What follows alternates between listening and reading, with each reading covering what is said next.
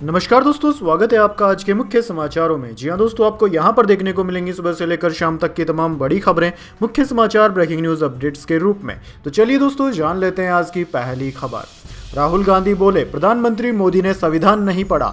देश में 8% आदिवासी लेकिन संसाधनों में सिर्फ 1% हिस्सेदारी है। जल जंगल जमीन पर पहला हक उनका है। जी हां दोस्तों, राहुल गांधी ने गुरुवार को कहा कि प्रधानमंत्री मोदी ने कभी संविधान नहीं पढ़ा, इसलिए उन्हें लगता है कि संविधान की लाल किताब खाली है। वे महाराष्ट्र के नंदुरबार में रैली को संबोधित कर रहे थे। इस दौरान संविधान की प्रति दिखाते हुए उन्होंने कहा कि भाजपा को किताब का लाल रंग पसंद नहीं, लेकिन हमें इसकी परवाह नहीं है कि रंग लाल है या नीला। हम इसे यानी कि संविधान को बचाने के लिए अपनी जान भी देने को तैयार हैं। चलिए दोस्तों, जान लेते हैं अगली खबर। डोमिनिका रिपब्लिक प्रधानमंत्री मोदी को सर्वोच्च राष्ट्रीय सम्मान देगा। कोविड में 70,000 वैक्सीन भेजी थी। मोदी को अब तक 14 देशों ने दिया है सर्वोच्च सम्मान। जी हां दोस्तों, कैरेबियाई देश डोमिनिका ने भारतीय प्रधानमंत्री नरेंद्र मोदी को अपना सर्वोच्च राष्ट्रीय पुरस्कार डोमिनिका अवार्ड ऑफ ऑनर देने की घोषणा की है। भारतीय प्रधानमंत्री को कोविड-19 महामारी के दौरान डोमिनिका की मदद करने के लिए यह पुरस्कार दिया जा रहा है। दरअसल दोस्तों, भारत ने फरवरी 2021 में डोमिनिका को एस्ट्राजेनेका कोविड-19 वैक्सीन के 70,000 डोज भेजे थे। यह वैक्सीन डोमिनिका और उसके पड़ोसी अन्य कैरेबियाई देशों के काम आई थी। भारतीय प्रधानमंत्री के डोमिनिका के हेल्थ इंफ्रास्ट्रक्चर में सहयोग के लिए यह अवार्ड दिया जा रहा है। चलिए दोस्तों, जान लेते हैं अगली खबर। यूपीपीएससी ने मानी छात्रों की मांग। आरओ परीक्षा स्थगित हुई और एक दिन में होगा पीसीएस का एग्जाम भी। जी हां दोस्तों, प्रयागराज में यूपी लोक सेवा आयोग के बाहर अपनी मांगों को लेकर प्रदर्शन कर रहे प्रतियोगी छात्रों के आंदोलन से जुड़ी बड़ी खबर सामने आई है। दरअसल दोस्तों, आयोग के अध्यक्ष संजय श्रीनेत की अध्यक्षता में हुई उच्च स्तरीय बैठक में फैसला लिया गया है कि पीसीएस की परीक्षा एक दिन में और एक ही शिफ्ट में होगी। चलिए जान लेते हैं अगली खबर। अब ओवैसी ने 15 मिनट का जिक्र किया, फिर गुस्ताखी होने की एक्टिंग की। उनके भाई 2012 में कह चुके हैं 15 मिनट पुलिस हटा लो। जी हां दोस्तों, हैदराबाद के सांसद और एआईएमआईएम चीफ असदुद्दीन ओवैसी ने महाराष्ट्र के सोलापुर में बुधवार को चुनाव प्रचार के दौरान 15 मिनट का जिक्र किया। दरअसल दोस्तों, 2012 में उनके भाई अकबरुद्दीन ओवैसी ने कहा था कि देश से 15 मिनट के लिए पुलिस को हटा दो तो पता चल जाएगा कौन कितना ताकतवर है। चलिए दोस्तों, जान लेते हैं अगली खबर। ट्रंप ने तीसरी बार राष्ट्रपति बनने की इच्छा जताई। इसके लिए अमेरिकी संविधान बदलना होगा। लोगों से समर्थन मांगा। पत्नी व्हाइट हाउस में नहीं रहेगी। जी हां दोस्तों, अमेरिका के नवनिर्वाचित राष्ट्रपति डोनाल्ड ट्रंप ने तीसरी बार भी राष्ट्रपति बनने की इच्छा जताई है। राइटर्स की रिपोर्ट के मुताबिक उन्होंने बुधवार को राष्ट्रपति जो बाइडेन से मुलाकात से पहले वाशिंगटन डीसी के एक होटल में यह बयान दिया। उनके बयान पर समर्थकों ने खुशी जाहिर की। ट्रंप ने अमेरिकी संसद के निचले सदन के सदस्यों से कहा कि मुझे लगता है कि मैं फिर से राष्ट्रपति पद के लिए चुनाव नहीं लड़ूंगा, लेकिन आप अगर ऐसा चाहेंगे तो मैं ऐसा सोच सकता हूं। अमेरिका में 2 बार राष्ट्रपति बनने का प्रावधान है। दरअसल दोस्तों, ट्रंप दूसरी बार राष्ट्रपति चुने गए हैं। इससे पहले वह 2017 से 2021 तक राष्ट्रपति रह चुके हैं। चलिए दोस्तों, जान लेते हैं अगली खबर। दिल्ली में स्मोक, 300 से ज्यादा फ्लाइट्स में देरी, 31 इलाकों में प्रदूषण गंभीर श्रेणी में पहुंचा। सबसे ज्यादा 567 एक्यूआई जहांगीरपुरी में दर्ज हुआ। जी हां दोस्तों, दिल्ली में गुरुवार को एयर क्वालिटी इंडेक्स गंभीर श्रेणी में पहुंच गया। गुरुवार सुबह 6 बजे दिल्ली के 31 इलाकों में प्रदूषण बेहद खराब श्रेणी से गंभीर श्रेणी में पहुंच गया। सबसे ज्यादा एयर क्वालिटी इंडेक्स 567 जहांगीरपुरी में दर्ज किया गया। वहीं पंजाबी बाग में 465 और आनंद विहार में 465 एक्यूआई दर्ज किया गया। वेबसाइट फ्लाइट ट्रेडर 24 के अनुसार धुंध यानी कि स्मोक के चलते दिल्ली एयरपोर्ट पर 300 से ज्यादा फ्लाइट्स में देरी हुई है। चलिए दोस्तों, जान लेते हैं अगली खबर। चुनावी गणित समझ आते ही पीछे हट गई बीजेपी सरकार। यूपीपीएससी विवाद पर बोले अखिलेश यादव। जी हां दोस्तों, उत्तर प्रदेश में परीक्षा पर चल रहे 4 दिन के संग्राम के बाद यूपीपीएससी ने अभ्यर्थियों की मांग को स्वीकार कर लिया है। उत्तर प्रदेश लोक सेवा आयोग यूपीपीएससी ने गुरुवार को समीक्षा अधिकारी आरओ और सहायक समीक्षा अधिकारी एआरओ की परीक्षा को स्थगित कर दिया है। साथ ही एक समिति का गठन भी किया है जो नए सिरे से सभी पहलुओं पर विचार कर जल्द से जल्द डिटेल्ड रिपोर्ट पेश करेगी। वहीं दोस्तों, दूसरी ओर यूपीपीएससी परीक्षा को पुराने पैटर्न यानी कि सिंगल शिफ्ट में कराने का फैसला भी लिया गया है। इस फैसले के बाद सपा अध्यक्ष अखिलेश यादव ने योगी सरकार पर सवाल उठाया है। सपा अध्यक्ष अखिलेश यादव ने 4 दिन बाद अभ्यर्थियों की मांग स्वीकार करने पर योगी सरकार पर सवाल उठाते हुए कहा कि बीजेपी सरकार ने अभ्यर्थियों की आधी मांग ही मानी है। जब एक परीक्षा हो सकती है तो दूसरी परीक्षा क्यों नहीं। उन्होंने अपने सोशल मीडिया अकाउंट एक्स पर लिखा कि भाजपा सरकार को चुनावी गणित समझ आते ही जब अपनी हार सामने दिखाई दी तो वो पीछे तो हटी पर उसका घमंड घमंड बीच में आ गया, इसलिए वो आधी मांग ही मान रही है। अभ्यर्थियों की जीत होगी, ये आज के समझदार युवा हैं। सरकार इन्हें झुंझुना नहीं पकड़ा सकती। जब एक परीक्षा हो सकती है तो दूसरी क्यों नहीं। चुनाव में हार ही भाजपा का असली इलाज है। जब भाजपा जाएगी तब नौकरी आएगी। चलिए दोस्तों, जान लेते हैं अगली खबर।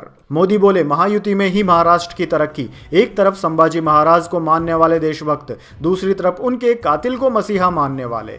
जी दोस्तों, प्रधानमंत्री मोदी की आज महाराष्ट्र में 3 रैलियां हुई। छत्रपति संभाजी नगर में पहली रैली में उन्होंने कहा कि महाराष्ट्र का ये चुनाव सिर्फ नई सरकार चुनने का ही चुनाव नहीं है, बल्कि इस चुनाव में एक तरफ संभाजी महाराज को मानने वाले देशभक्त हैं तो दूसरी ओर औरंगजेब के गुणगान करने वाले लोग हैं। कुछ लोगों को छत्रपति संभाजी के कातिलों में मसीहा नजर आता है। उन्होंने कहा कि पूरा महाराष्ट्र जानता है कि छत्रपति संभाजी नगर को यह नाम देने की मांग बाला साहेब ठाकरे ने उठाई थी। अघाड़ी सरकार की 2.5 साल सत्ता रही, लेकिन कांग्रेस के दबाव में इन लोगों की हिम्मत नहीं हुई। चलिए दोस्तों, जान लेते हैं अगली खबर। BSNL ने लॉन्च कर दिया भारत का पहला सैटेलाइट टू डिवाइस सर्विस।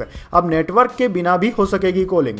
जी हाँ दोस्तों, BSNL ने भारत में पहली सैटेलाइट टू डिवाइस सर्विस को लॉन्च कर दिया है, जो देश के सबसे दूर दराज इलाकों में भी कनेक्टिविटी प्रदान करेगी। दरअसल दोस्तों, बुधवार को दूरसंचार विभाग डोट ने इसकी घोषणा की और बताया कि यह सर्विस अमेरिकी कंपनी वियासेट के कोलैबोरेशन से शुरू की गई है। इस नई टेक्नोलॉजी का उद्देश्य ऐसे क्षेत्रों में कनेक्टिविटी प्रदान करना है जहां सामान्य मोबाइल नेटवर्क नहीं पहुंचता है। दोस्तों, आपको बता दें, आज भी भारत में ऐसे कई इलाके हैं जहां जियो, एयरटेल, वोडाफोन आइडिया समेत किसी भी टेलीकॉम कंपनी का नेटवर्क नहीं पहुंच पाता है। चलिए दोस्तों, जान लेते हैं अगली खबर। कनाडा ने वांटेड अपराधी सिद्धू को बेकसूर बताया। आतंकवाद के सभी आरोप भी खारिज कर दिए। भारत ने ISI से कनेक्शन बताया था। जी हाँ दोस्तों, कनाडा ने भारत में भगोड़े आतंकवादियों की लिस्ट में शामिल अपराधी संदीप सिंह सिद्धू उर्फ सनी टोरेंटो को बेकसूर करार दिया है। सनी पर लगे आतंकवाद फैलाने के आरोपों की जांच Canadian security intelligence service CSIS कर रही थी। एजेंसी ने उसे क्लीन चिट दे दी है। Sunny Canada border services agency CBSA में तैनात था। उसे वापस सुप्रिटेंडेंट के पद पर तैनात भी कर दिया गया है। सनी पर भारत में शौर्य चक्र विजेता बलविंदर सिंह संधू की हत्या करने का आरोप लगा है। चलिए दोस्तों, जान लेते हैं अगली खबर। MCD पर फिर आम आदमी पार्टी का हुआ कब्जा। महेश खींची ने 3 वोटों से जीता मेयर का चुनाव। जी हाँ दोस्तों, MCD में एक बार फिर से आम आदमी पार्टी का मेयर बना है। आम आदमी पार्टी उम्मीदवार महेश खींची चुनाव जीतकर मेयर बन गए हैं। उन्होंने बीजेपी उम्मीदवार किशन लाल को 3 वोटों से हरा दिया। दरअसल दोस्तों, गुरुवार को दिल्ली नगर निगम के मेयर और डिप्टी मेयर पद का चुनाव हुआ। मेयर पद के लिए कुल 265 वोट पड़े, जिनमें से 2 वोट अमान्य करार दे दिए गए, जबकि 263 वोटों में से आम आदमी पार्टी उम्मीदवार महेश खींची को 133 वोट मिले और बीजेपी उम्मीदवार किशन लाल को 130 वोट मिले। इस तरह से वे 3 वोट से जीत गए हैं और दिल्ली के नए मेयर भी बन गए हैं। चलिए दोस्तों, जान लेते हैं अगली खबर। अशोक गहलोत ने उनियारा घटनाक्रम में सरकार पर साधा निशाना। कहा, राजस्थान में सरकार का इकबाल खत्म हो रहा है, कानून व्यवस्था ठप है। जी हाँ दोस्तों, पूर्व मुख्यमंत्री अशोक गहलोत ने उपचुनाव के दौरान उनियारा में हुई घटना पर भाजपा पर जमकर निशाना साधा। उन्होंने कहा कि राजस्थान में सरकार का इकबाल खत्म हो चुका है, कानून व्यवस्था ठप हो चुकी है। गहलोत बोले, नरेश मीणा चुनाव में किसकी शह पर खड़े हुए कोई व्यक्ति अधिकारी को थप्पड़ लगाए, ऐसी स्थिति क्यों बनी। गहलोत बोले, हम बार बार सरकार को कह रहे हैं कि गुड गवर्नेंस दे, इकबाल खत्म होने पर लोग कानून हाथ में लेते हैं। चलिए दोस्तों, जान लेते हैं अगली खबर। रिलायंस डिज्नी का मर्जर हुआ पूरा। इनके 120 चैनल और 2 OTT प्लेटफॉर्म है। भारत का सबसे बड़ा एंटरटेनमेंट प्लेटफॉर्म, 75 करोड़ दर्शक हैं। जी हाँ दोस्तों, डिज्नी और रिलायंस एंटरटेनमेंट अब एक हो गए हैं। दोनों कंपनियों ने आज यानी कि 14 नवंबर को मर्जर पूरे होने की घोषणा कर दी। अब ये भारत की सबसे बड़ी एंटरटेनमेंट कंपनी होने के साथ एक स्पोर्ट्स पावर हब भी बन गया है। मर्जर के बाद ये भारत की सबसे बड़ी एंटरटेनमेंट कंपनी भी बन गई है। ये एक स्पोर्ट्स पावर हाउस भी है। इसके पास 2 OTT और 120 चैनल है। कंपनी के पास पूरे भारत में 75 करोड़ दर्शक होंगे। चलिए दोस्तों, जान लेते हैं इसके बाद अगली बड़ी खबर। दिल्ली में बढ़ते प्रदूषण के बाद GRAP3 लागू करने का फैसला। नए कामों पर रहेगी पूर्ण पाबंदी।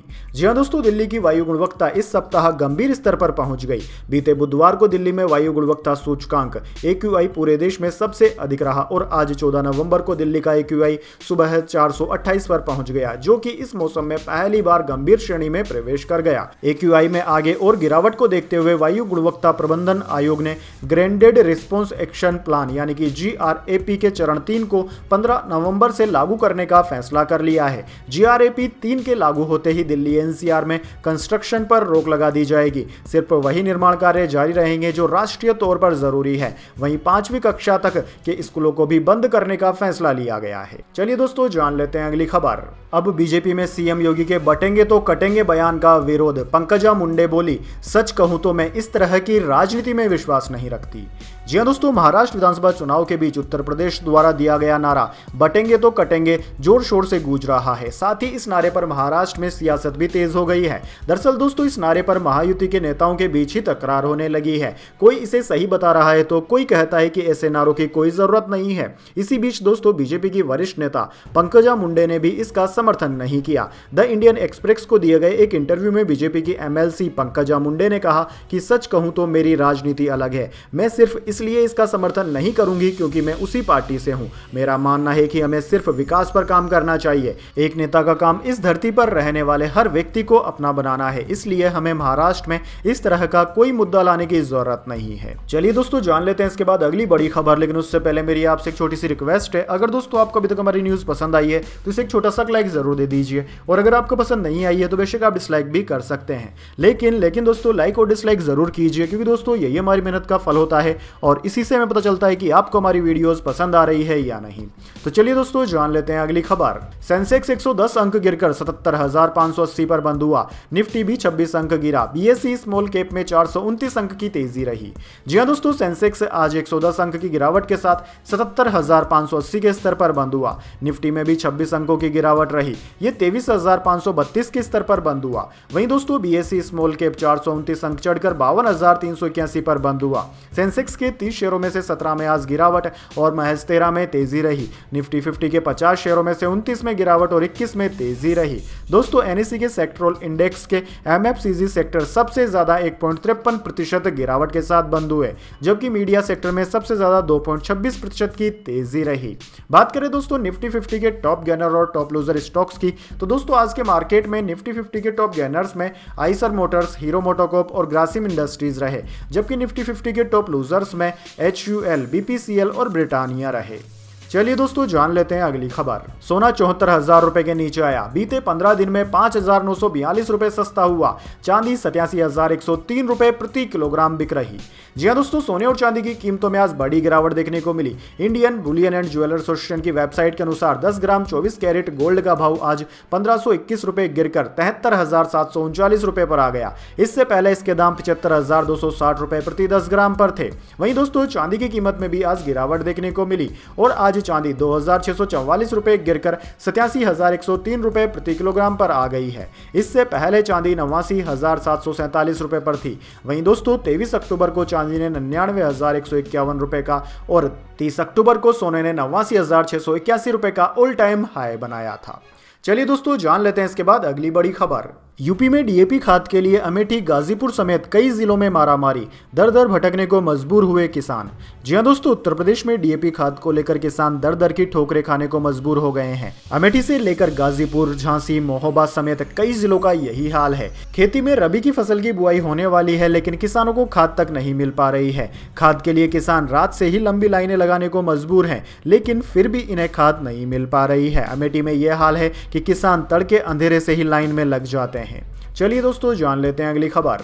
ग्लेन मैक्सवेल ने पाकिस्तानी गेंदबाजों को बुरी तरीके से धोया। ब्रिस्बेन में आया तूफान। जी हां दोस्तों, ग्लेन मैक्सवेल ने विस्फोटक प्रदर्शन किया है। उन्होंने पाकिस्तान के खिलाफ ब्रिस्बेन T20 मैच में 43 रनों की शानदार पारी खेली। मैक्सवेल ने इस पारी के दौरान 5 चौके और 3 छक्के लगाए। दोस्तों अहम बात यह है कि उन्होंने नसीम शाह को काफी धोया। मैक्सवेल ने नसीम के एक ओवर में 4 चौके लगाए। मैक्सवेल को IPL 2024 से ठीक पहले रॉयल चैलेंजर बेंगलुरु ने रिलीज कर दिया था। अब उन्हें मेगा ऑक्शन में मोटी रकम मिल सकती है। चलिए जान लेते हैं अगली खबर। मणिपुर के 6 इलाकों में अस्फा फिर से हुआ लागू, केंद्र सरकार का फैसला। जातीय हिंसा के चलते 200 लोग जान गंवा चुके हैं। जी हाँ दोस्तों, केंद्र सरकार ने मणिपुर के 6 इलाकों में फिर से सशस्त्र बल विशेष अधिकार अधिनियम अफ्सा को लागू कर दिया है। इसके तहत किसी क्षेत्र को विवादित घोषित किया जाता है, इससे यहां सुरक्षा बलों को अधिक अधिकार मिल जाते हैं। यह कदम राज्य में जारी जातीय हिंसा के कारण लिया गया है। दरअसल दोस्तों, हिंसा के चलते राज्य में अब तक 200 से अधिक लोगों की मौत हो चुकी है। केंद्रीय गृह मंत्रालय की अधिसूचना में कहा गया है कि यह फैसला मणिपुर में लगातार बिगड़ती सुरक्षा स्थिति के लिए लिया गया है। चलिए दोस्तों, जान लेते हैं अगली खबर। The great Indian Kapil show के मेकर्स को लीगल नोटिस। विवादों के बीच सलमान खान की टीम ने दी सफाई, कहा हमारा शो से कोई लेना देना नहीं। जी हाँ दोस्तों, नेटफ्लिक्स पर स्ट्रीम हो रहे comedy show the great Indian Kapil show के मेकर्स को लीगल नोटिस मिला है। आरोप है कि शो के एक सेगमेंट में नोबेल पुरस्कार विजेता रविंद्रनाथ टैगोर का अपमान किया गया है। खबरें ये भी है कि सलमान खान की प्रोडक्शन टीम को भी लीगल नोटिस मिला है, जो पहले शो के प्रोडक्शन का हिस्सा थी। दरअसल दोस्तों, विवादों के बीच उनकी टीम ने सफाई देते हुए कहा है कि उनका शो से कोई लेना देना नहीं है। स्टेटमेंट में लीगल नोटिस मिलने की खबर का भी खंडन किया गया है। चलिए दोस्तों, जान लेते हैं अगली खबर। मिर्जापुर के समय हुई थी गलतफहमी, विक्रांत को मिला था बड़ा सबक। बोले पूरी स्क्रिप्ट पढ़े बिना अब कॉन्ट्रैक्ट साइन नहीं करता। जी हाँ दोस्तों, विक्रांत मैसी इन दिनों अपनी upcoming film the Sabarmati report को लेकर सुर्खियों में है। इसी बीच उन्होंने एक इंटरव्यू में मिर्जापुर में अपने किरदार बबलू भैया का किस्सा शेयर किया। मिर्जापुर का पहला सीजन 2018 में OTT पर रिलीज हुआ था। इस सीरीज में विक्रांत मैसी ने बबलू भैया का किरदार निभाया था, जिसे दर्शकों ने काफी पसंद किया। वहीं दोस्तों, एक इंटरव्यू के दौरान विक्रांत मैसी ने बताया कि उन्हें नहीं पता था कि मिर्जापुर में उनके किरदार को पहले सीजन के अंत में मार दिया जाएगा, नहीं तो वह इसे साइन करने से पहले काफी सोचते। विक्रांत ने बताया कि जब उनको इसका पता चला तो वह काफी परेशान हो गए थे। उन्होंने कहा कि कॉन्ट्रैक्ट पर साइन करने से पहले उन्हें सीजन की पूरी स्क्रिप्ट नहीं दी गई थी और इसी गलतफहमी के कारण उन्हें बाद में पता चला कि उनका किरदार पहले सीजन के अंत तक ही टिकेगा। चलिए दोस्तों, जान लेते हैं अगली खबर। समी की 1 साल बाद जोरदार वापसी। रणजी मैच में दूसरे दिन MP के खिलाफ 4 विकेट झटके, ऑस्ट्रेलिया दौरे पर जा सकते हैं। जी हाँ दोस्तों, करीब 1 साल बाद क्रिकेट में वापसी कर रहे भारतीय गेंदबाज मोहम्मद शमी ने रणजी ट्रॉफी मैच में मध्य प्रदेश के खिलाफ 4 विकेट चटका दिए। इससे उनके ऑस्ट्रेलिया दौरे पर जाने की संभावनाएं बढ़ गई है। गुरुवार को मुकाबले के दूसरे दिन मध्य प्रदेश की टीम पहली पारी में 167 रन पर ऑल आउट हो गई थी। इस दौरान मोहम्मद शमी ने 19 ओवर की गेंदबाजी में 4 मेड इन सहित 54 रन देकर 4 विकेट झटके। चलिए दोस्तों, जान लेते हैं अगली खबर। 4 दिन में तीसरी बार उद्धव ठाकरे के सामान की चेकिंग। इलेक्शन कमीशन ने खड़गे का बैग भी चेक किया। अब तक शिंदे, अजीत समेत 8 बड़े लीडर्स की जांच। जी हां दोस्तों, महाराष्ट्र विधानसभा चुनाव में चुनाव आयोग की सख्ती जारी है। अफसरों ने गुरुवार को कांग्रेस अध्यक्ष मल्लिकार्जुन खड़गे, गोवा के CM प्रमोद सावंत, महाराष्ट्र के कांग्रेस अध्यक्ष नाना पटोले और उद्धव ठाकरे के सामानों की चेकिंग की। इस तरह चुनाव के बीच देश के 8 बड़े नेताओं की जांच हो चुकी है। खड़गे नासिक में चुनाव प्रचार के लिए पहुंचे थे। हेलीपैड पर उनकी जांच की वीडियोग्राफी भी हुई। गोंदिया में महाराष्ट्र कांग्रेस अध्यक्ष नाना पटोले के हेलीकॉप्टर और बैग की जांच की गई। वे गोरेगांव विधानसभा सीट पर NCP उम्मीदवार के लिए प्रचार करने जा रहे थे। वहीं दोस्तों, उद्धव ठाकरे की तीसरी बार अहमदनगर में जांच हुई। इस तरह कराड़ एयरपोर्ट पर गोवा के CM प्रमोद सावंत का सामान भी चेक हुआ। चलिए दोस्तों, जान लेते हैं अगली खबर। कोई नहीं है टक्कर में। महिला हॉकी टीम ने थाईलैंड को एक तरफा अंदाज में हराया, लगाई जीत की हैट्रिक। दीपिका का चला जादू। जी हां दोस्तों, महिला एशियाई चैंपियंस ट्रॉफी में मेजबान भारत का दबदबा बरकरार है। टीम इंडिया ने अपने तीसरे मैच में थाईलैंड को 13-0 से हराकर जीत की हैट्रिक पूरी कर ली। भारत की इस जीत में दीपिका का अहम रोल रहा, जिन्होंने अकेले 5 गोल दागे। भारतीय टीम के आगे थाईलैंड की टीम नहीं टिक सकी। भारतीय खिलाड़ियों ने इस मुकाबले को एक तरफा बना दिया और एक के बाद एक गोल दागकर विपक्षी टीम पर दबाव भी बनाया।